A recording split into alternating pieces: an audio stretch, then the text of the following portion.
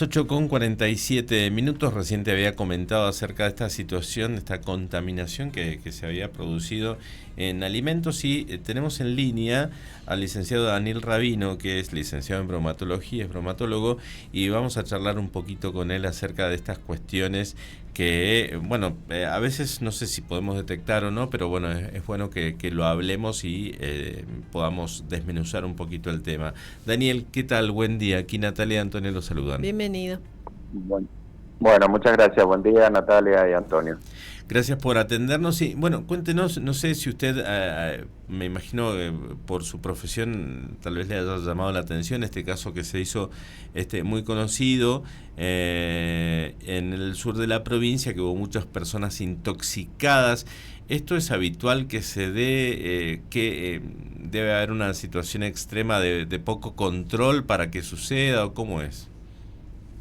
Bueno, ocurre, en todo el país ocurre habitualmente este tipo de situaciones, y cuando empezamos a investigar a ver cuáles son las causantes o los disparadores de estos problemas, caemos en una situación similar a la de General Alvear, un lugar de elaboración clandestina de alimentos. Claro. Está habilitado por el municipio. Eso implica que no sabemos cuáles son las condiciones edilicias, si la gente tiene cursos de manipulación de alimentos o no, si tiene equipos de frío suficientes, si tiene procedimientos para elaborar estos alimentos. Todo eso lo desconocemos y se desconoce. Hola. Ay, se cortó. Sí. A ver, los escucho. ¿Usted nos escucha bien? ¿Los escucho bien? Sí. Ahora bien. sí, ahí se mejoró. Ahí se mejoró la comunicación. Cuéntenos, por favor. Bueno, le decía que lo que pasó en este establecimiento, como suele pasar en muchos, de elaboración clandestina, es que no tenemos parámetros de referencia. O sea, ¿qué significa? No sabemos si el lugar reúne las condiciones edilicias para elaborar los alimentos, si tiene equipos de frío suficiente, si tienen cursos de manipulación, si tienen procedimientos de limpieza y saneamiento de la superficie y de el origen de la mercadería. Todo esto se desconoce en un establecimiento clandestino, ¿sí? El riesgo aumenta exponencialmente en la medida que desconocemos todas estas condiciones que en un establecimiento habilitado, ¿sí? Deben cumplirse. Claro. Entonces, la probabilidad de una intoxicación en un establecimiento habilitado es muy baja, y en estos establecimientos de origen clandestino es muy alta. ¿Y qué le pasa específicamente para que entendamos un poco más?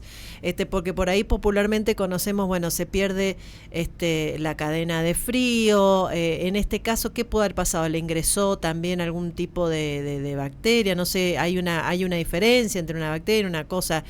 Cuéntenos un poquito qué pudo haber pasado en este proceso cuando la manipulación no es la correcta. La sospecha es de que hay una salmonela involucrada en una mayonesa de elaboración casera. Esto implica que la salmonela es un microorganismo habitual en los productos avícolas, fundamentalmente en los huevos, que vienen contaminados naturalmente con materia fecal de la vaca, de la gallina. Bien. Esta materia fecal está en la superficie del huevo. Entonces, si yo voy a procesar un alimento y tengo que cascar el huevo y no tomo todos los recaudos, que ahora lo vamos a dar, mi mano se moja con la clara y con la contaminación y cae adentro de la preparación. Y una mayonesa contaminada no sufre ningún tratamiento, no hay una cocción, no hay nada que pueda disminuir esa carga microbiana. Por eso son tan peligrosas las mayonesas caseras. Los huevos que vienen contaminados debemos guardarlos en la heladera en un recipiente cerrado sin lavarlos, y lo vamos a lavar en el momento que lo vamos a utilizar. ¿Por qué sin lavarlos? Porque el huevo naturalmente tiene una película protectora. Claro. Pensemos que en un huevo, pensándolo desde el punto de vista de la naturaleza, habría un pollito que está creciendo allá adentro, un embrión, que si no tuviera esa protección, la misma contaminación de la materia fecal de la gallina le eliminaría ese embrión. Entonces, esta película protectora natural, si la sacamos, dejamos al descubierto la cáscara del huevo, que tiene miles de poros por donde pueden penetrar los microorganismos al huevo. Entonces, al no lavarlos, lo que hacemos es evitar esta contaminación por esta falta de la película. Pero sí es importante que en el momento que lo vamos a utilizar deben ser lavados, desinfectados como corresponde, las manos, los utensilios, y ese recipiente que guarda los huevos en la heladera también lo debo higienizar, porque yo agarro un huevo sucio, saco la tapa, la vuelvo a poner. Eso es lo que podría haber pasado en este caso, en una elaboración importante de mayonesa, y bueno, por eso es tan grande la cantidad de afectados. Habían hablado que, a ver, ¿cómo se llama donde pongo los huevos que me lo venden? Los maples, esos también pueden ser contaminados, escuché por ahí, bajo el mismo proceso. Están en contacto con el huevo que está... El maple, claro, está en contacto con ese huevo que está contaminado. El maple normalmente son de cartón, no son de una superficie que se pueda limpiar, y aunque se pueda limpiar va a estar contaminado igual. Entonces la manipulación, ese maple hay que descartarlo, pasar los huevos a un recipiente de la misma manera que hemos hablado, y el maple hay que descartarlo. Si ese maple yo lo apoyo sobre la mesada de la cocina y estoy contaminando la mesada de la cocina, si agarro el maple de huevo, mi mano ya está contaminada con esos microorganismos. Entonces, cuando damos estas recomendaciones de la higiene de manos y demás, en un establecimiento elaborador de alimentos, cuando uno recibe un curso de manipulador, entiende que hay que internalizar la higiene de las manos en función de las cosas que estoy haciendo. Si voy a los sanitarios, hay que lavarse las manos. Si toco los recipientes de residuos, hay que lavarse las manos. Si toco un maple de huevo, hay que lavarse las manos. Si tomo productos crudos, hay que lavarse las manos. Daniel, a ver, porque esto, por supuesto, a gran escala sucedió, es un problema que no han tenido los cuidados, pero también estoy pensando en las casas, ¿no? En la manipulación que uno hace en el domicilio de la cosa. Y volvamos un poquito hacia atrás. Al huevo, ¿qué hago? ¿Con enjuagarlo es suficiente? ¿Le tengo que agregar algún producto antes de romperlo? Ahí me quedé un poco con alguna duda. A ver, lo importante es limpiar esa superficie del huevo que puede estar más o menos contaminada. Puede ser visible, si es visible esta contaminación, es más fácil que nosotros pongamos mayor ahínco en el lavado del huevo. Un cepillito blando con detergente y un buen enjuague sería suficiente para utilizar el huevo en forma inmediata. Bien.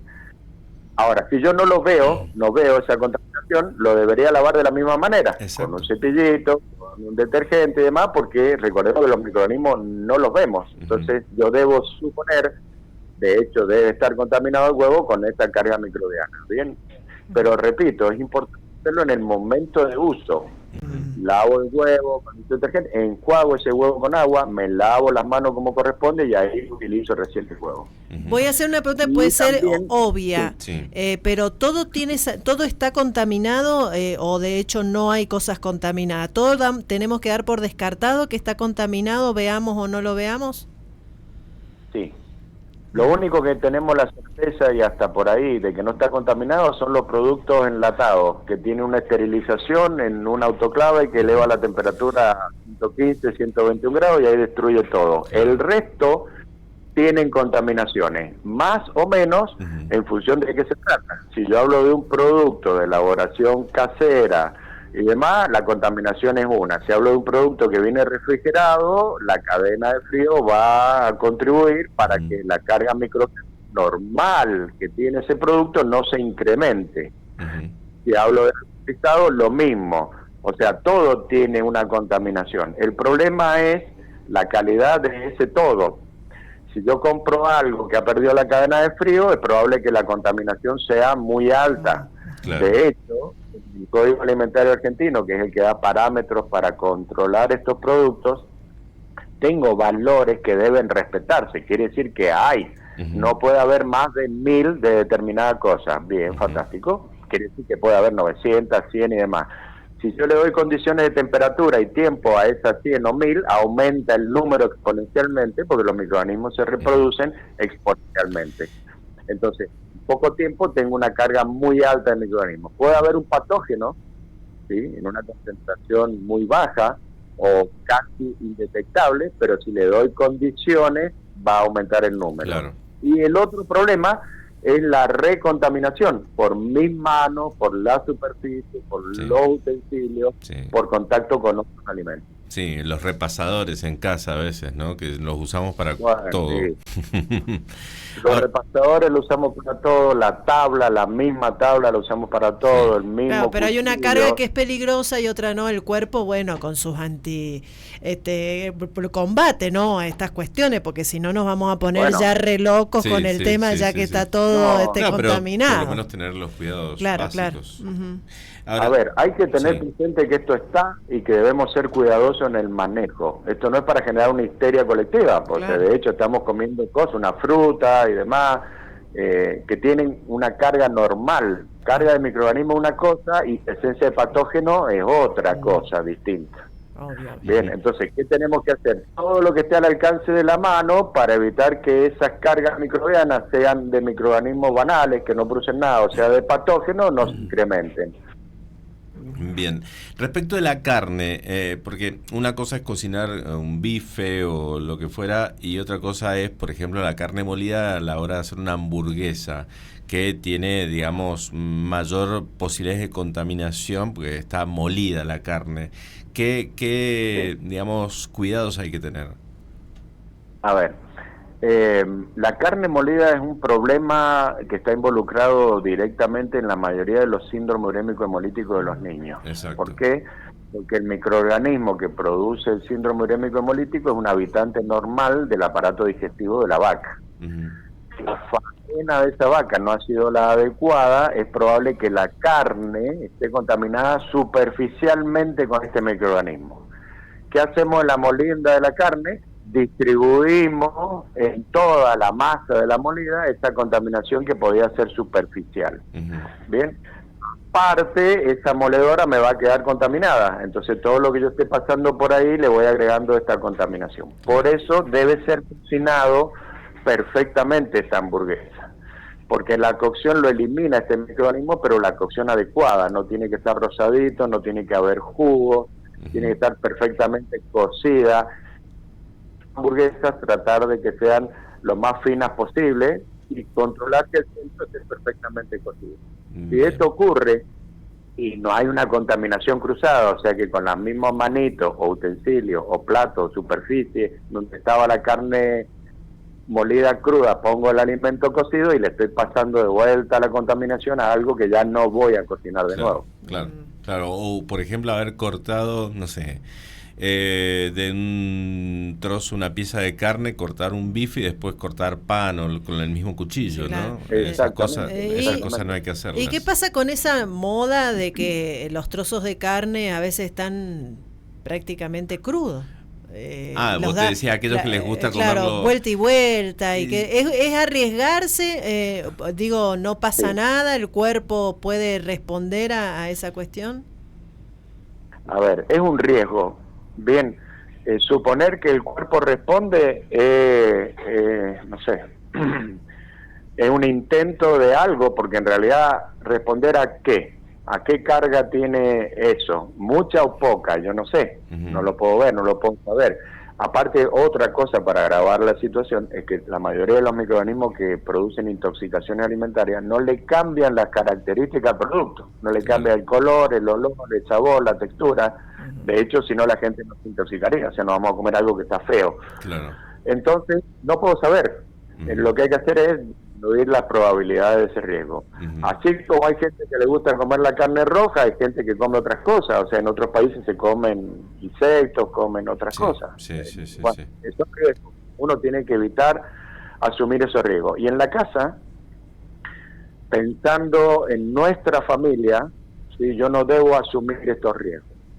Niños, mujeres embarazadas y adultos mayores son los más sensibles, y personas inmunosuprimidas son los más sensibles a una intoxicación alimentaria que les va a ocurrir y a lo mejor al resto de la familia no. Entonces debo ser muy cuidadoso dónde compro, qué compro, cómo cocino, qué cuidado debo tener, porque estoy poniendo en riesgo la salud de la gente. Cuando tengo un niñito en el hospital Noti con un síndrome urémico hemolítico, ya es tarde para lamentarse, y la situación es seria y puede ser muy grave. Entonces debo tener estos cuidados. Igual que, se la estoy tirando un poco, pero me parece necesario, ¿dónde compro las cosas y qué compro? Claro. Lugares habilitados primero y productos elaborados que tengan la rotulación que respalde que este producto ha sido elaborado Exactamente, y con una fecha de vencimiento que debo respetar. Exacto. Clarísimo. Bien, Daniel, muchísimas gracias por el ratito que nos ha brindado, muy amable. Bueno, un gusto, y cualquier cosa que necesiten estoy a disposición de ustedes. Gracias, muy amable. Adiós. Bueno, ahí estaba Daniel Rabino, licenciado en bromatología, aclarándonos estos temas importantes, eso de cuando vamos a utilizar huevos. Yo hay veces que veo, viste, compras un maple y vienen todos manchados los huevos, Sí, entonces sí, qué feo. Pero bueno, hay que lavarlos bien lavados, después secarlos bien. Yo tiendo a hacerlo con unas servilletas de esas de papel, de esos rollos de cocina, con eso lo seco. Para no contaminarlo con el repasador o lo que fuera, que bueno, nada. Por eso te digo, lo que pasa que, a ver, son muchos los detalles. Hay cosas que son más habituales, porque todos los elementos traen una carga de contaminación, es imposible, por eso te digo que el cuerpo con sus defensas combate estas cuestiones, pero hay más complicadas, hay cosas más complicadas, como es el botulismo, como es dejar cosas adentro de una lata. Mi madre, yo recuerdo desde que más o menos de que tuve noción, que mi madre me dijo, nunca dejes las cosas, una vez que abras la lata, las cosas dentro de la lata, sacala de la lata y ponela en otro recipiente. Eso me quedó a fuego. Claro, que abrís una lata de atún, te sobra y la guardás en la heladera así. Eso es terrible, porque un tupper pequeño, poner ahí, listo. Sacar las cosas de la lata. Pero bueno, nunca está de más recordarlo, repasarlo y ponerlo en práctica. Por supuesto. Nos vamos a la tanda, las noticias, y ya volvemos.